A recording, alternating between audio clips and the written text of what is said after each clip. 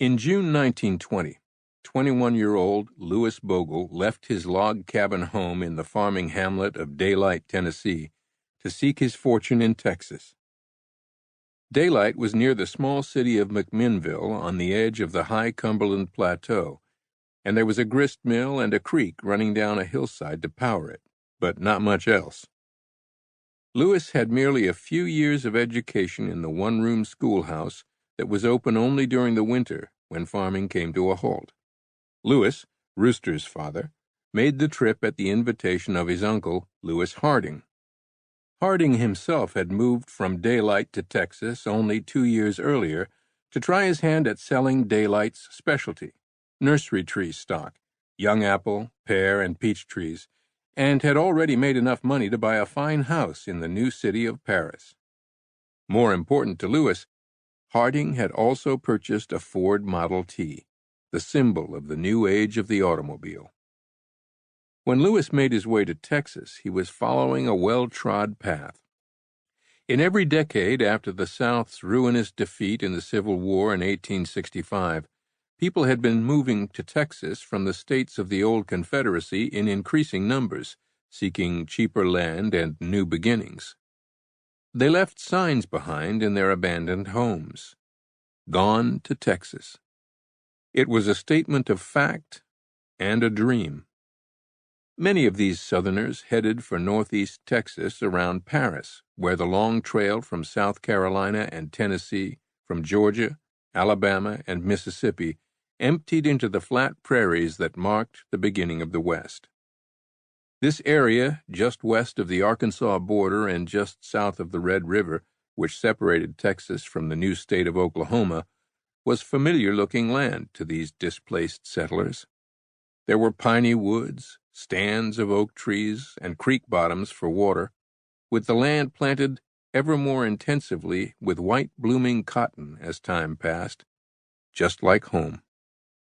These settlers, poor whites, in their own term, came at first by wagon or ox cart, on horseback, or, as they said, footback and walking. Only later could they take a train, as Louis did, over a newly constructed rail network from Nashville to Memphis, then on to Fort Smith, Arkansas, and Dallas. They shared a memory of defeat in the Civil War, lived on the edge of poverty, and worshipped an Old Testament deity as Baptists or Methodists. By early in the 20th century, perhaps 3/4 of the families in Texas were headed by people who traced their ancestry to the slave states. So many Texans have come out of the South, 2 scholars wrote in 1916, that Texas is predominantly Southern in thought and feeling. There were no cowboys around Paris. Instead, it was a center of the cotton business, 100 miles northeast of Dallas. Louis Bogle was infatuated the moment he stepped off the Gulf, Colorado, and Santa Fe train from Dallas. Although Paris had a population of only 12,000 in 1920, it was the biggest and by far the most modern city he had seen. For the first time he saw paved roads, like smooth polished floors, and handsome white houses with shade trees lining the streets. There were more automobiles than he could count. On weekdays, people walking on the sidewalks wore better clothes than most had for Sunday back home. A large cottonseed mill worked at night making golden yellow meal to feed dairy cows.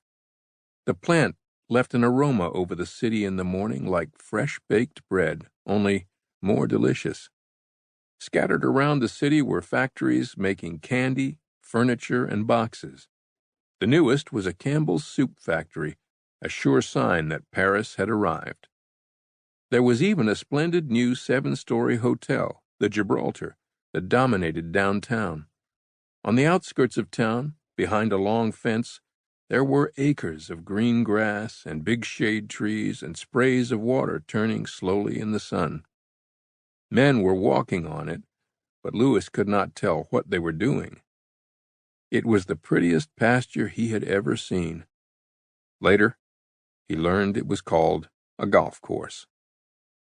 The city fathers had changed the name of the town from Pinhook to Paris to make it seem more grand and progressive. but it was still part of the Old South. A few days after Lewis arrived, he was swept up in a crowd, later estimated at 3,000 people, who were rushing to the city fairgrounds to seek revenge against two young black brothers, Irvin and Herman Arthur. They were cotton tenant sharecroppers who had been working for a white landlord outside the city when, as U.S. Army veterans of World War I, they had decided to move out when the landlord demanded an exorbitant share of their crop. They were in the midst of loading their meager possessions on a truck when the landlord and his grown son, armed with shotguns, tried to stop them. When the white folks started shooting, Uncle Herman showed them what he had learned in the war.